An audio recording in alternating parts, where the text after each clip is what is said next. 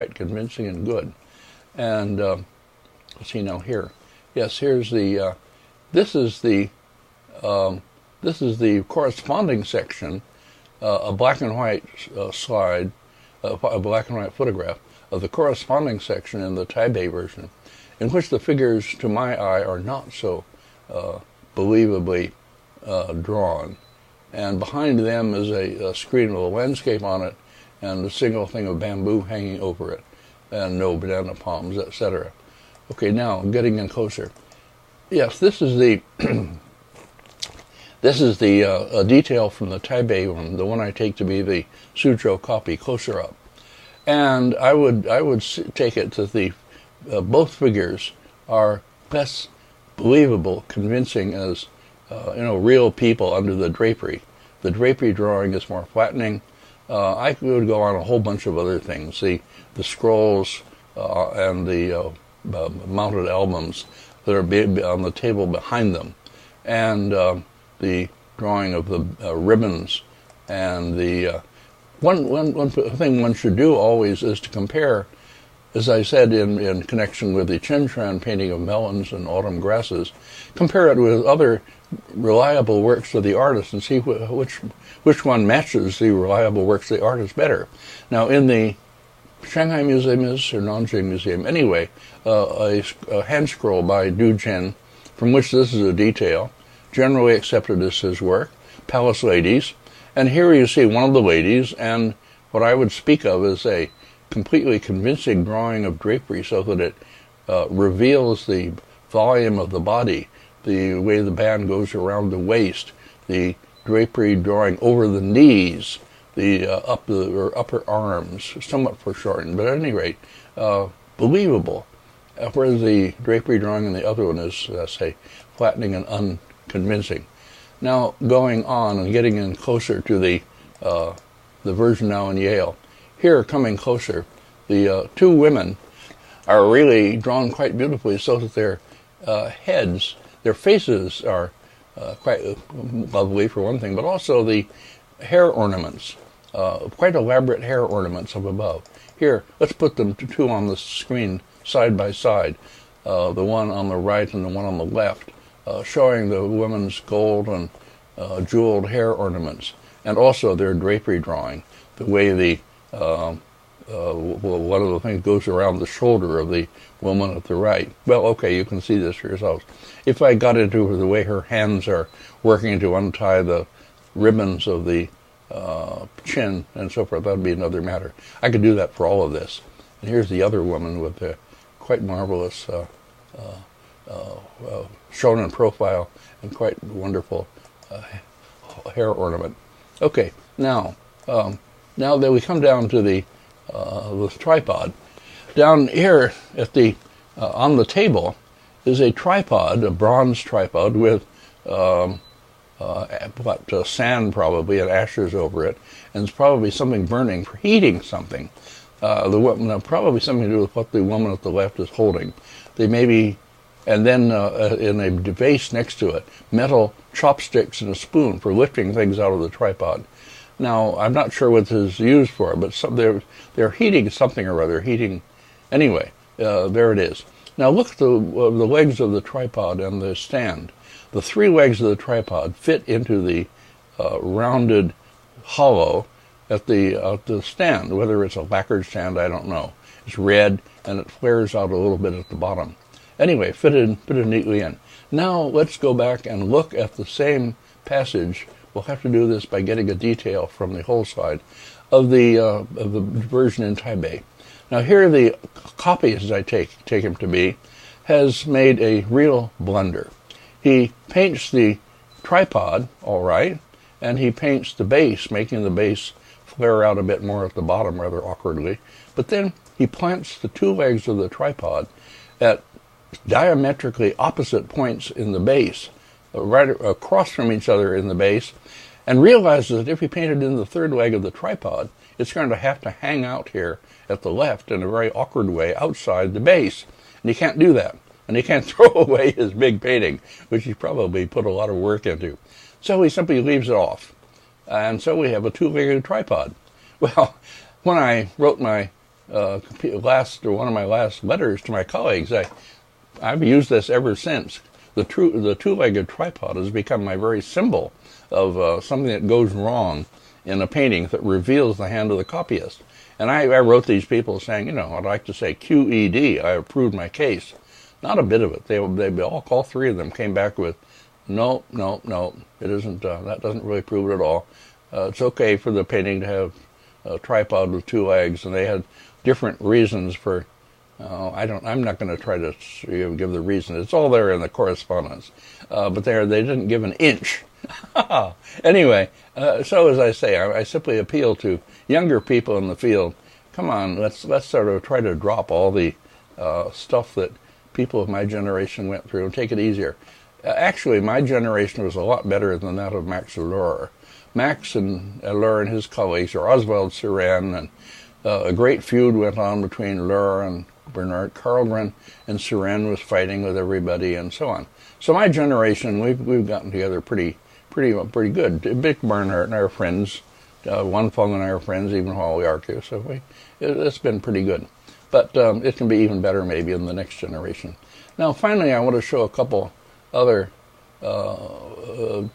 details from, not finally, but next to the last, to show leaves from an album of what are called funbun, or sketch copies. Fun is actually powder, and it's based on an old system of copying, which you would prick holes in the original and lay it down and put powder on the back of it so it comes through and outlines the form. Anyway, it's a way of copying.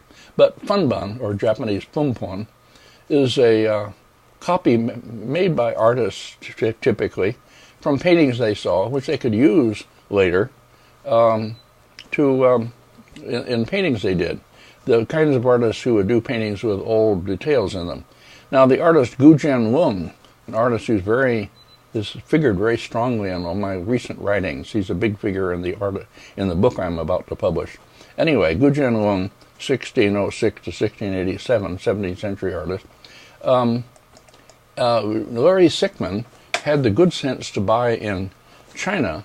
Nobody else was buying these things in those days. For the Nelson Gallery to buy an album of 46 funbun, or sketch copies by Gu Jianlong from paintings he had seen, with notes by him on them, talking about the paintings, talking about the colors, talking about all kinds of things. 46 leaves. The whole thing is published in 8 Dynasties, number 254. And I used a couple leaves of this in my book, on pictures for use and pleasure. Anyway, never mind. So Gu Jianlong, you can match up some of the leaves in Gu Jianlong's funbun album with extant paintings. For instance, this one at the top shows he's copied details from an old painting attributed to the Liao artist Hu Huai, or Hu Gui, unsure how to pronounce it. At any rate, you see this passage with the kind of tunnel going through or a gateway in the pass in the mountains, and in the original people are approaching it. Here, put beside it, please. This is a detail from a painting I showed earlier in one of my lectures, painting now in the Palace Museum, which I take to be maybe an original Hu Gui or Hu Huai, which nobody has paid any attention to, really, practically nobody. Anyway, showing these people about to go through this passageway. Actually, the painting has been torn, the original, and some of the gateway has been lost, the left section of it. So this kind of, the copy, the funbun copy made before this happened, shows what it originally looked like. So then Gu Jianlong also copies, the next please, from the main central section of the scroll. In the far distance, you see a hut, a Mongol, one of the kind of portable dwellings that they could knock down and carry on their horses. Hut, the word hut comes actually from Mongol yurt. It's one of the few words that we actually adopted from the Mongol. Anyway, so here's one of them, and flags flying in the wind beside it. And for whatever reason, Gu Jianlong decided he could use that detail, so he copied it. And then he wrote about Hu Huai, and notes on the painting and on his copies. The next, please. Another in his copy album shows figures, or the heads and headdresses of figures from various old figure paintings attributed to Zhou Fang of the Tang Dynasty and others. And he is particularly interested in headdresses and various ornamental details and so on. Well, how he used those, I had here in my, here's a painting I reproduce in my new book, which I attribute to Gu Jianlong by style, showing Yang Guifei bathing and Ming Huang up on the upper right here, spying on her while she bathes, here naked. And anyway, Gu Jianlong did paintings of this kind in which he needed to paint, not really, he didn't try to get them right. They're quite anachronistic, but so they're not right for the period, but at least they look old and they're impressive. And things like the headdresses and various ornamental details he uses his old funban. Originally, there apparently were piles and piles of them.